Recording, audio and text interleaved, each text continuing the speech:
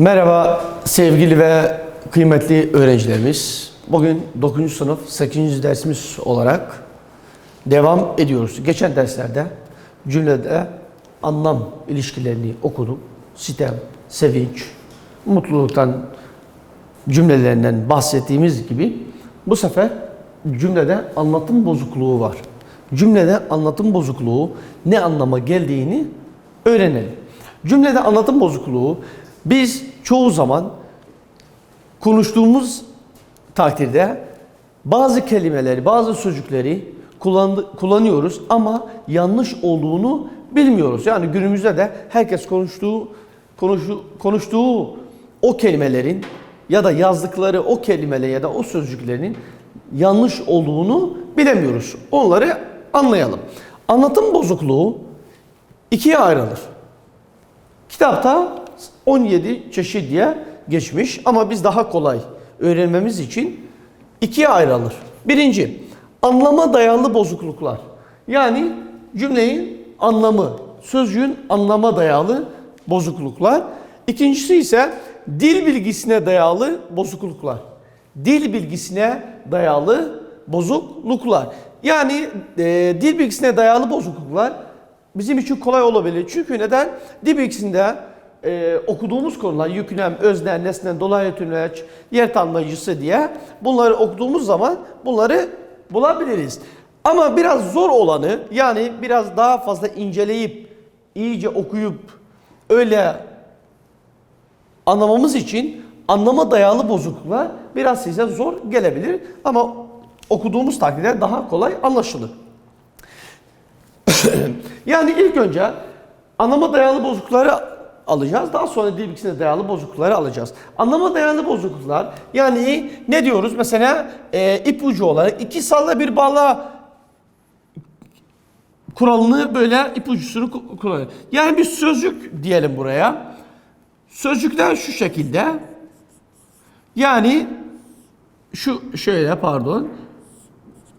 İki salla bir bağla böyle şu şekilde bunu bulabiliriz. Dil bilgisinde bu dayalı bozuklukları bulmamız için yani cümlede virgül ve ama fiilimsi yani bağlaçlar olduğu takdirde bunları hemen bulup çözebiliriz. Hangi anlatım bozukluğu olduğunu bulabiliriz. Ama anlama dayalı bozuklukları onları teker teker konu başlıklarını alıp inceleyelim. Anlama dayalı bozukluklar ne demek istiyor? Birinci, mantık ve sıralama yanlışları. Mantık ve sıralama yanlışları yani mantık hatası.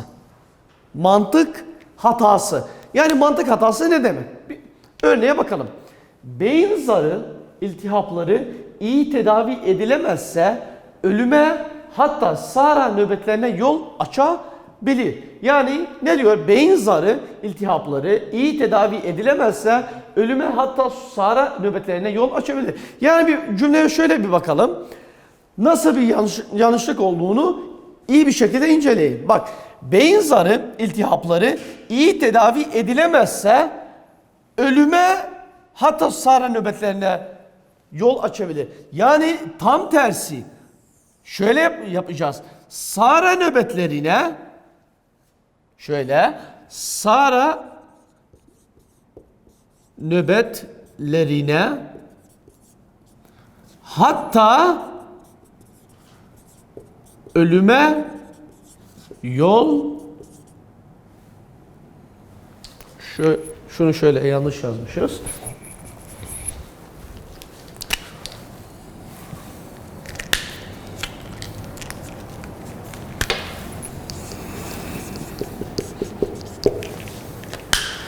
Yol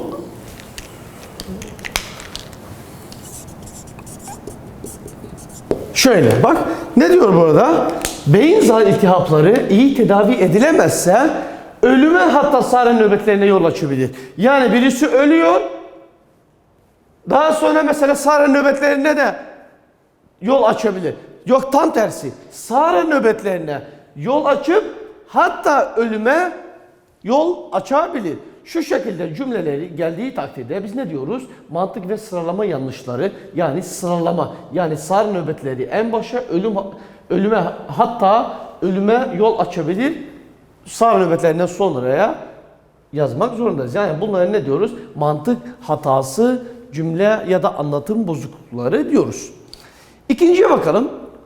İkinci, gereksiz sözcük kullanımı. Gereksiz sözcük kullanımı. Yani bazı cümlelerde gereksiz yere ne yapıyoruz? Kelimeler kullanıyoruz, sözcükler kullanıyoruz. Örneğin, annem her sabah bize portakal suyu sıkar. Annem her sabah bize portakal suyu sıkar. Portakal suyu sıkar. Yani mesela şöyle desek, annem her sabah bize portakal sıkar. Yani suyu demesek. Yani desek annem her sabah bize mesela suyu sıkar. Öyle desek olur mu? Olmaz. O takdirde mesela ne diyoruz burada? Portakal suyu, portakal sıkıldığı zaman bir su çıkıyor yani oradan. Portakal dediğimiz zaman suyu kelimesi burada fazla kullanılmış. Yani gereksiz yere kullanılmış. Yani annem her sabah bize portakal sıkar. Suyu kelimesi yanlış yerde kullanılmış. Böyle cümlelere geldiği takdirde biz bunlara ne diyoruz? Gereksiz sözcük kullanımı diyoruz. Yani gereksiz yere kelimeler kullanılmış. İkinci cümleye bakalım. Hasan bana gizli sırlarını anlattı. Hasan bana gizli sırlarını anlattı. Sır gizli mi olur, açık mı olur? İlla ki bildiğimiz gibi sır gizli olur. Yani gizli kelimesi burada gereksiz yere kullanılmış. O zaman şöyle diyebiliriz. Hasan bana sırlarını anlattı. Hasan bana sırlarını anlattı. Gizli sırlarını dememize gerek yok. Çünkü burada gereksiz yere bir sözcük kullanılmış. Böyle cümlelerde ne diyoruz? Gereksiz sözcük kullanımı diyoruz. Üçüncüye bakalım. Sözcüğün yanlış anlamda kullanılması. Sözcüğün yanlış anlamda... Bak burada ne dedik? Gereksiz sözcük. Yani daha fazla kelime ya da sözcük kullanımı. Diğerinde üçte sözcüğün yanlış anlamda, yani bir tane sözcük var, yanlış anlam ifade ediyor. Fiyatlar pahalı olduğundan satışlar durgun. Bak, fiyatlar pahalı olduğundan satışlar durgun. Fiyatlar pahalı olmaz. Bak, fiyatlar pahalı olmaz. Fiyatlar pahalı olmaz. Ürün pahalı olur. Ürün pahalı olur. Fiyatlar yüksek. Bak, fiyatlar yüksek dememiz gerekiyor. Burada ne dedi? Fiyatlar pahalı olduğundan satışlar durgun. Burada yanlış anlamda kullanılmış. Sözcük yanlış anlamda kullanılmış. Çünkü fiyatlar yüksek olur. Ürünler pahalı olur. Şuraya da şu şekilde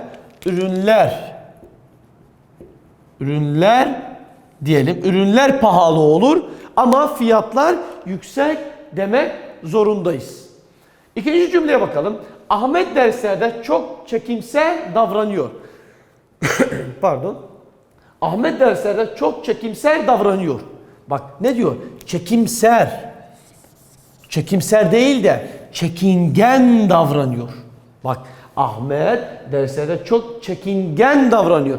Burada çekimser sözcüğü yerine çekingen sözcüğü kullanmamız lazım. Ama şurada ne diyor? Ahmet derslerde çok çekimser davranıyor. Çekimser sözcüğü yanlış.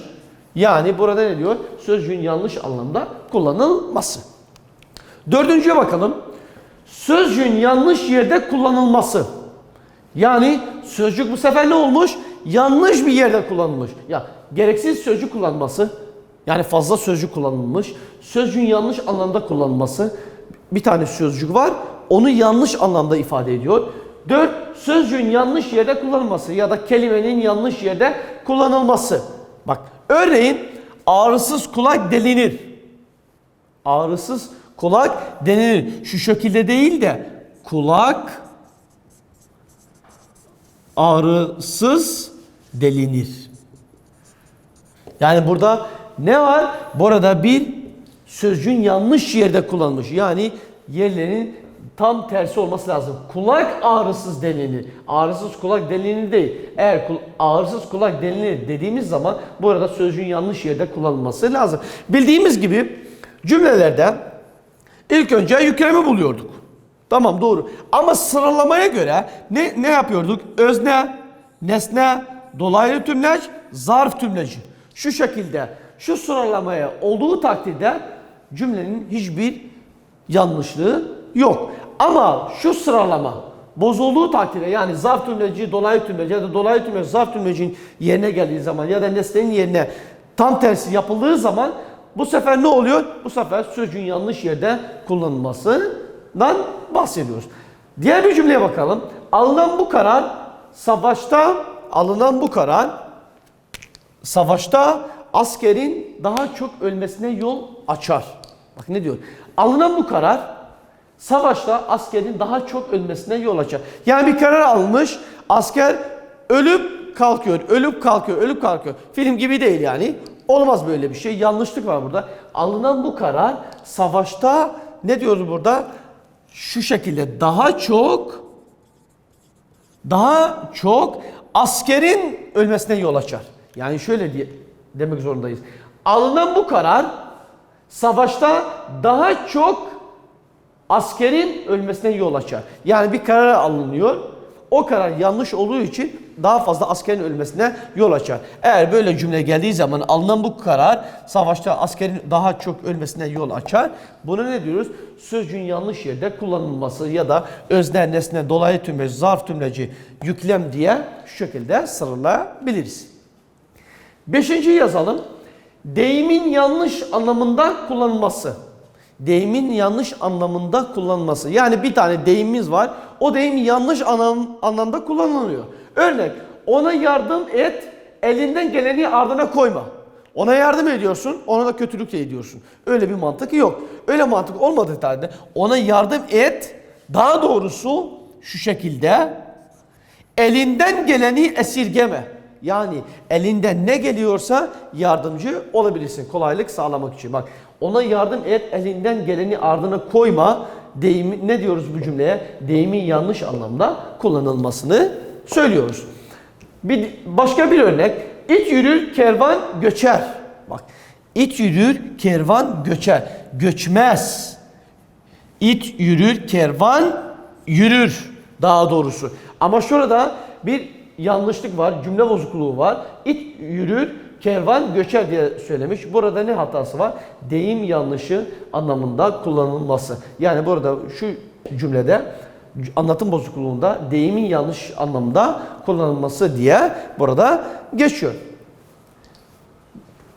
Bir diğerini alalım.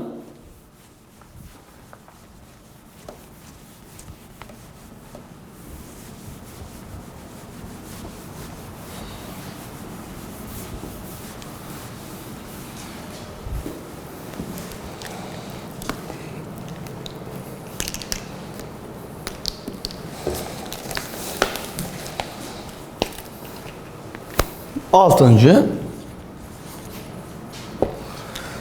cümlede anlamca çelişen kelimelerin ya da sözcüklerin kullanılması. Örnek olarak gösterirsek mesela şurada tam 3 yıla yakın bir zaman insanlık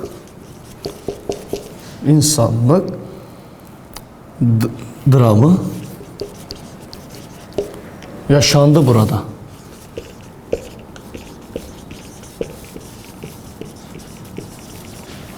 Şöyle şu cümleye bakalım. Bak ne diyor? Cümlede anlamca çelişen kelimelerin kullanılması. Yani iki tane kelimemiz var. Birisi bir başka anlam veriyor. Diğeri bir başka anlam veriyor. Yani şurada ne diyebiliriz? Birisi sözcüklerden biri. Şöyle yazayım. Sözcüklerden birisi %100 ifade ediyor. Diğeri ise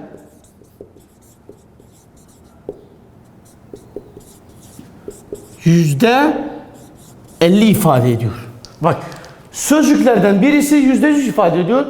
Sözcüklerden diğeri ise %50 ifade ediyor. Yani bir cümlede bir sözcük %100 ifade ediyor tam emin olarak. Diğeri ise %50 olarak ifade ediyor. Böyle cümlelere ne diyoruz? Cümlede anlamca çelişen kelimeler ya da çelişen ifadelerin bir arada kullanılmasını söylüyoruz. Örnek gösterdik. Tam 3 ile yakın bir zaman insanlık dramı yaşandı. Ne diyoruz burada? Burada ne diyor? Tam %100 bir şey 3 ile yakın. Şöyle. Bak tam %100 bir ifade var. Ama 3 ile yakın dediğimiz takdirde ne diyor? %50 bir ifade var. Yani bu sırada bu cümleye ne diyoruz? Anlatım bozukluğu var. Ya tam mesela bir zaman insanlık dramı yaşandı burada. Ya da 3 ile yakın bir zaman insanlık dramı yaşandı burada. Yani birisi tam emin olarak, diğeri de yaklaşık olarak anlamına geliyor. Yani %100 ya da %50 olduğu takdirde burada cümlede anlatım bozukluğu var. Böyle cümlede ne diyoruz? Cümlede anlamca çelişen kelimelerin kullanılmasından bahsettik. Yani burada anlatım bozukluğu anlattık. Anlatım bozuklukları, anlama dayalı bozukluklar, bir de dil bilgisine dayalı bozukluklar. Dil bilgisine dayalı bozukluklar, iki sada bir bağla ipucusu olarak size gelecek derste anlatırım. Yani cümlede virgül şu şekilde, cümle virgül ve ama fiilimsi olduğu takdirde bu bağlaçlar, bu sözcük olduğu takdirde bunu hemen bulabiliriz. Ama anlama dayalı bozukluklar biraz zor gelebilir. Şu şekilde gereksiz sözcüklerin kullanımı, iyice dikkat etmek zorundayız. Sözcüğün yanlış anlamda kullanılması, sözcüğün yanlış yerde kullanılması, bir de deyimin yanlış anlamda kullanılması diye burada geçiyor. Cümlede anlamca çelişen kelimelerin kullanılması, yani mantık hatası. Burada arkadaşlar değerli öğrencilerimiz, bugün de dersimizin sonuna geldik. 8. ders anlatım bozuklukları, anlama dayalı bozuklukları anlattık. Gelecek derste dil bilgisine dayalı bozuklukları teker teker anlatıp sizlere sunacağız. Herkese teşekkürler, sevgiler, saygılar.